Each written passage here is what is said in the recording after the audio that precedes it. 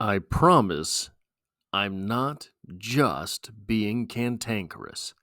Although, probably a little bit, that is the case. I think we're all in something of a funk after the alleged Super Bowl happened. Just like a few years ago, I don't know anyone who actually saw the previous Super Bowl. We're just supposed to believe the Kansas City Chiefs lost it, just like they supposedly lost the Super Bowl to the Buccaneers. But no one has ever produced actual evidence that this took place. In an article titled 5 Chiefs-Related Thoughts on the 2025 NFL Draft Class, subtitled Initial Feelings on the NFL Draft Through the Lens of Kansas City's Needs from ArrowheadPride.com by Nate Christensen, just like last night's video on the quarterback position and how that sort of impacts the Kansas City Chiefs, which is always something that is fun to look at, in my opinion. So if you have not checked that out, please do so. We get the number 2 point from this article. This is not an impressive day 2 wide receivers class. I disagree. The article goes on to state, we've had a good run of deep wide receiver classes over the past 4 or 5 years, but the 2025 class falls short of those standards. At the top of the class are Arizona's Tetairoa McMillan, Texas's Matthew Golden, Ohio State's Emeka Egbuka, and Missouri's Luther Burden III. I think the class considerably falls off after that. Other names that will be considered are Jaden Higgins, Trey Harris, Ilik Eomanor, and Pat Bryant, but they don't excite me much.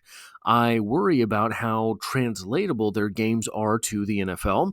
I worry the floor could fall out for them, and I question if they have the ceiling to justify taking them high. At best, they all feel like smaller role players than complete receivers.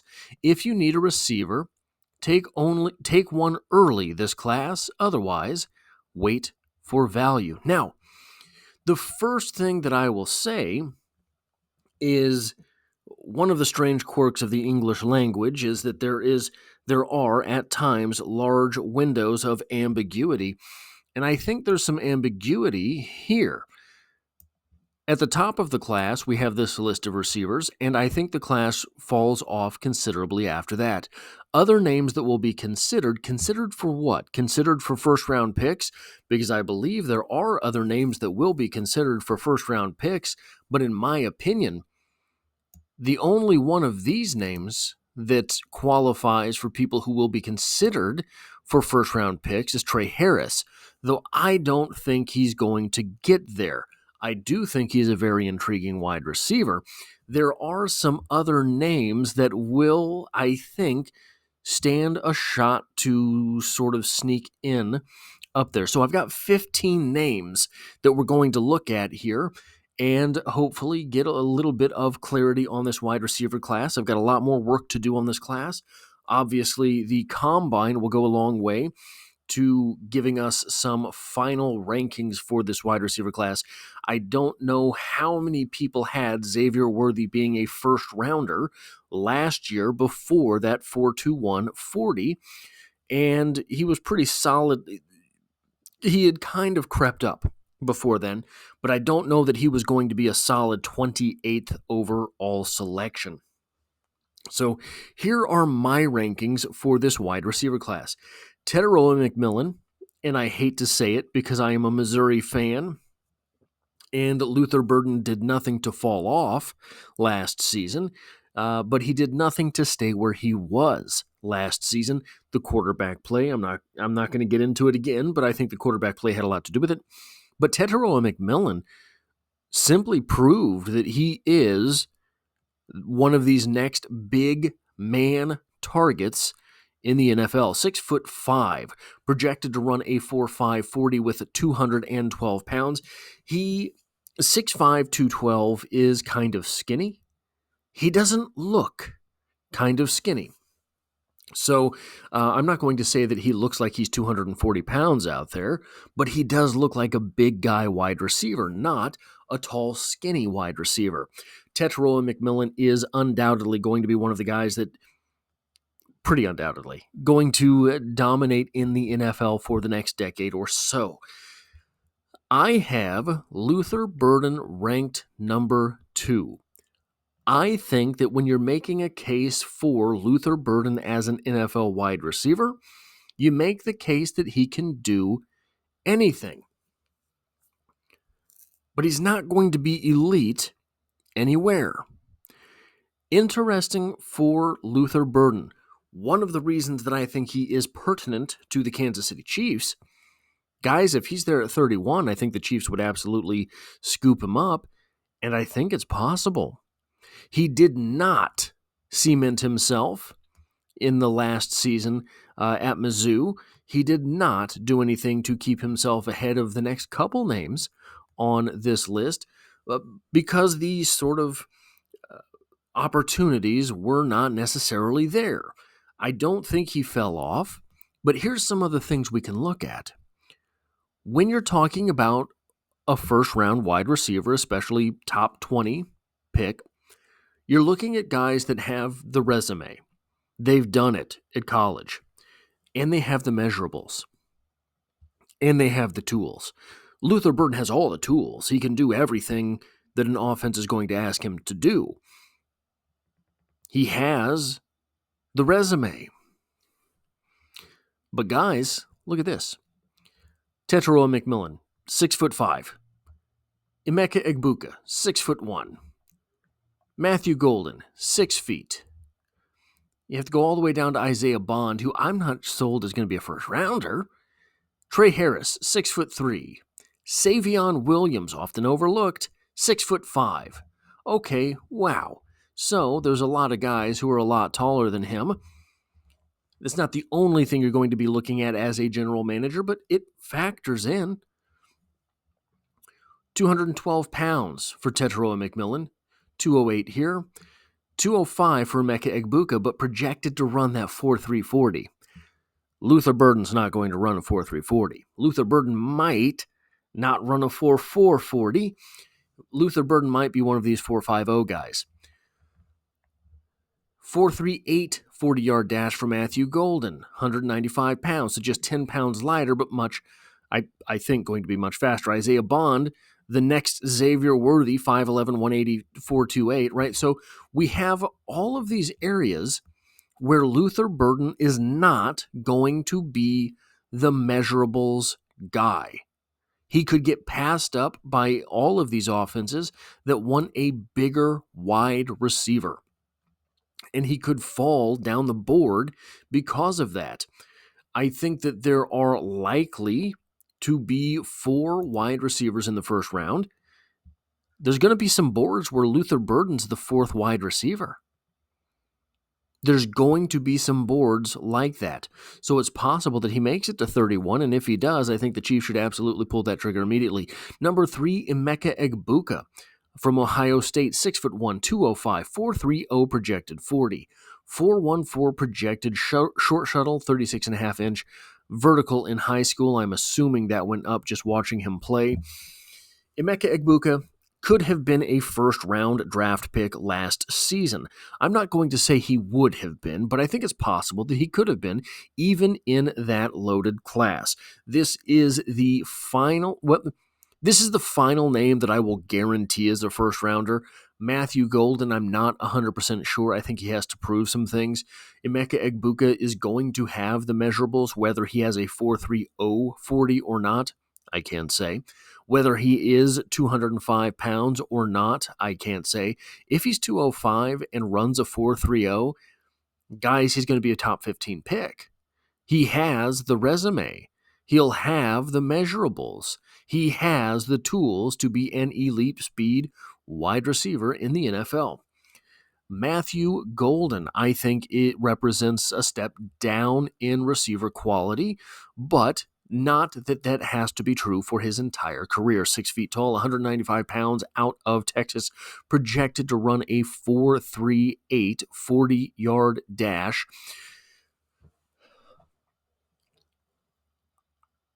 He's fast, but I don't know that I would say he's a speedster, if that makes any sense.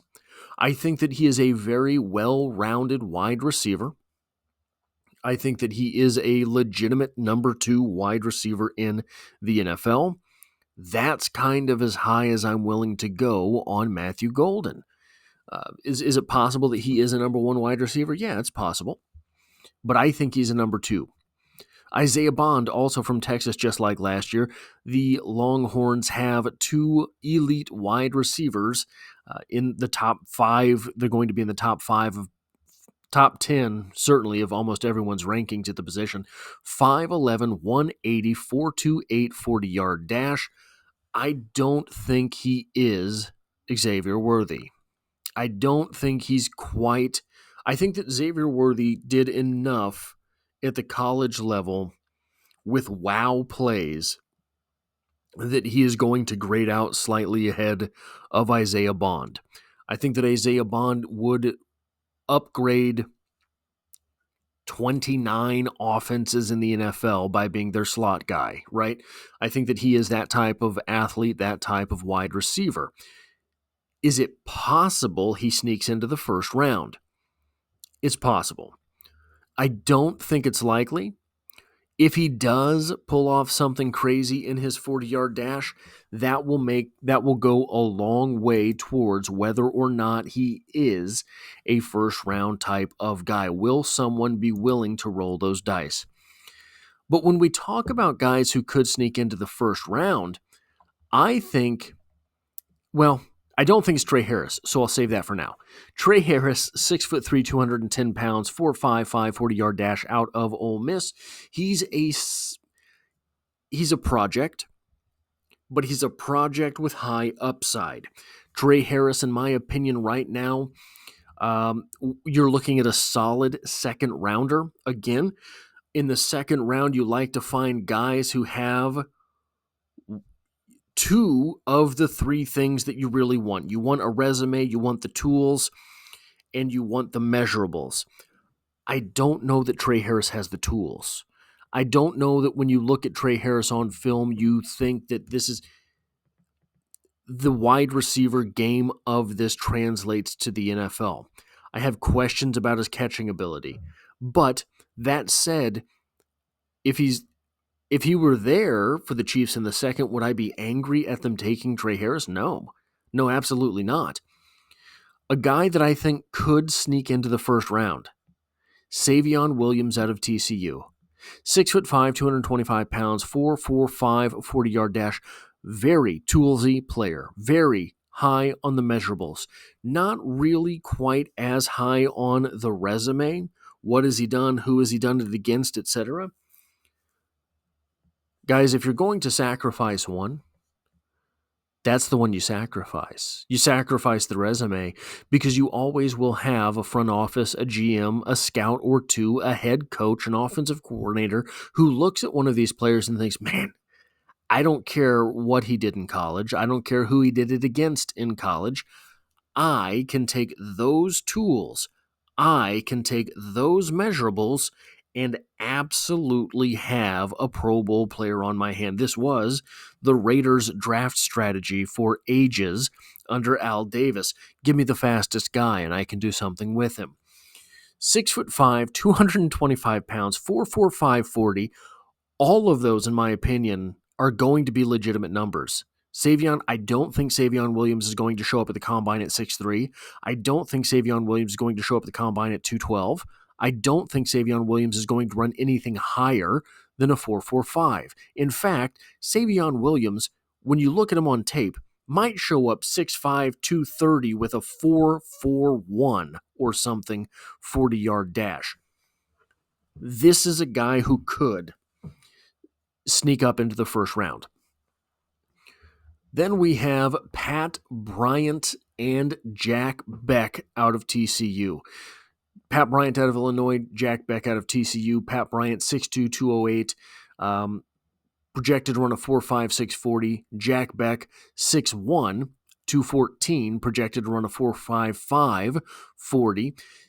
These guys are a lot alike, in my opinion, in that they are gamers. You're not going to get elite measurables. You're not going to have the greatest resume in the world.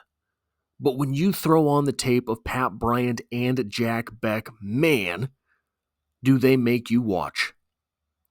So these are two guys that they could sneak into the end of the first round, and here's why I'm going to say that. If you get a team that falls in love with either of these guys, the way that the 49ers fell in love, I'm blanking on his name right now, so I've got to, Ricky Pearsall. The way that the 49ers fell in love with Ricky Pearsall. If a team falls in love with one of these guys could sneak up into the first round. It wouldn't be the 20th overall pick. It wouldn't be the 12th overall pick. It'd be 30, 31, 32. It might be someone trading up to get them, but they might go there. Then so I think that Trey Harris is pretty solidly a second rounder. I think Isaiah Bond is likely a second rounder. Savion Williams has that first round potential. Pat Bryant and Jack Beck might sneak up into the end of the first round. Then we have guys that I think are pretty solid, not first rounders, but you're going to get a value out of them. Elik Eyomanor out of Stanford, 6'2", 210, 442.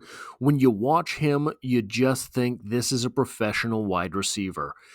This is maybe Justin Watson is his ceiling. So I'm not going to make this sound like it's going to be a game changer at the position. But Justin Watson, when Justin Watson was on, was pretty good. If you get 4 years out of Elik Eyomanor in order to mold him into the Justin Watson that fits your offense, you can make strides with that. When I say Justin Watson is his ceiling, I don't necessarily mean Justin Watson's production. I mean the mismatch that Justin Watson can become. Justin Watson can have big plays. I think Elik Eyomanor, and I think I'm saying his name correctly. It sounds correct to me. This is just like Kingsley Suamataia, one of those names that sounds like I'm saying it right until everyone hears it and they say, you're saying that wrong. But I think this is a guy who is a solid professional wide receiver, and he's going to play for a decade. Then we have Xavier Restrepo, 5'9", 200, projected to run a 4.45 40. Xavier Restrepo is one of those guys who is not the fastest guy on the field, but will be one of the biggest deep threats. There's whatever it is, if it's ball tracking, if it's body adjustments, whatever it is, I haven't looked deep enough into it yet to understand what it is. Xavier Restrepo, I think I misspelled his name, is going to be that guy in the NFL. There are some guys that are not the fastest, and they can be covered by a cornerback that runs a 4.29, and they're still getting burnt by a guy. He might run a 4.5. I don't know. He's one of these guys that plays very fast. I think Xavier Restrepo is your sort of... If someone knows how to use them in their offense, they could take him in the second. But when you look at him, probably you're looking at a third-round wide receiver. And he could be one of these third-round wide receivers that makes an outsized impact in his rookie season simply because he is a better football player than athlete. Then we have Jaden Higgins out of Iowa State, 6'4", 217, projected to run a 4.55 40. It's possible Jaden Higgins becomes one of these end of the first round type guys. Why do I have him ranked at 12th? I don't think he is an end of the first round kind of guy. But he could pull off a 4.42 40. He could have those 33 1/4 inch arms. He might have a 79 3/8 inch wingspan. Those might be real numbers. All of a sudden, you look at the game that Jaden Higgins plays. The game that Jaden Higgins plays translates very well to the NFL level. and he might be one of the guys that sneaks in there. I think probably you're looking at a mid-second rounder. You're looking at a top of the third rounder. Jaden Higgins at that area, in my opinion, provides great value. Here is the next wide receiver here. Dante Thornton out of Tennessee. Everything that I said all the way up here about Savion Williams, also true about Dante Thornton. He is one of these guys that is going to have all sorts of front offices saying, hey, I know we can't do the first round. I know we can't do the second round. I know you shouldn't do the third round. But if he's there in the fourth, I'm quitting if you don't take him. This is going to be one of those guys, in my opinion, that by the fourth round, someone is absolutely pounding the table because the upside is simply too high. 6'5", 214 pounds, 4.43 40-yard dash. Probably that just eyeballing it, that looks about right. Dante Thornton, if you can translate him into the NFL, if you can get him to focus, if you can make him into the wide receiver that he has the tools to be, that he has the measurables to be, and you can get him in the fourth round, lickety split. I don't know that he goes before then. I don't know that I would want to draft him in the third round, but if he's there in the fourth, all bets are off. Then we have a really interesting guy to me, Keandre Lambert out of Auburn. 6 feet tall, 193 pounds. I don't know if these are all estimates, right? So I don't know how I don't know the veracity of these numbers. If he does have 33 1/8 inch arms, I think that will help him. If he does run a 4.35 40, that will definitely help him. When I look at Keandre Lambert play football, I see Rashee Rice. I think this is that type of hard-nosed, will fight for the football, will fight for extra yards, will fight just to fight kind of wide receiver. I don't know that he's going to run that 4.35. He does not look like a 4.35 guy to me on film. That said, playing at Auburn, he's going to be going up against some of the better cornerbacks in the country, some of the faster cornerbacks in the country that can mute out the speed. I think he has Rashee Rice type potential. In my opinion, you take him later than you took Rashee Rice, but not much. I think he's a third rounder. I think that if Keandre Lambert is there in the third round with that second pick in the third round, we might see the Chiefs grab a wide receiver. I don't know how else to explain his game. When I see Keandre Lambert, it looks to me like Rashee Rice went and played college football for another season. I dare you, I defy you, go look at it and tell me I'm wrong. Really interesting. I want to see that 40-yard dash.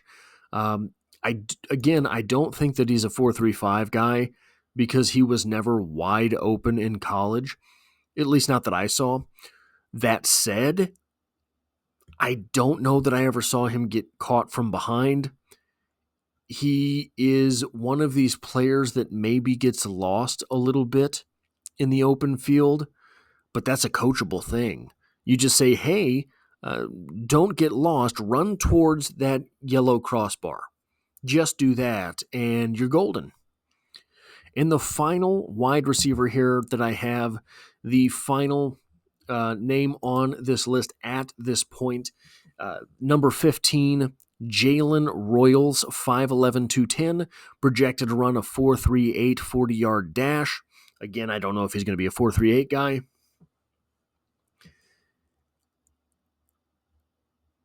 There are no shortage of Jalen Royals type wide receivers in the NFL. That sounds like a bad thing. But I think what it means is you have to be at least Jalen Royals to really fit in at the NFL level.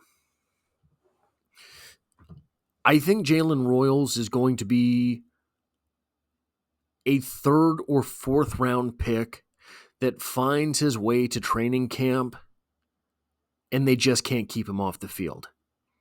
He's going to be someone's 3rd wide receiver from day one. He's going to beat out somebody's ultra fast, ultra shifty slot wide receiver. And he's never going to look back. In his entire career, he's never going to look back. Jalen Royals is the type of wide receiver that gets on the field and overperforms from expectations. And I think that is going to be his story in the NFL. I don't know what that means for his draft positioning. If he is a 4th rounder, I think somebody gets one heck of a bargain there. But again, these names, I think, are all professional wide receivers, all have pretty good upside, and if any of them are there on day 2, I think they deserve a look, right? If Tetairoa McMillan is sitting there in the 2nd round, I think you have to take him. But I do think that right here is the real cutoff for round 1. If there are additional names in round 1, it's because something else has gone on in the pre-draft lead-up. And that being the case,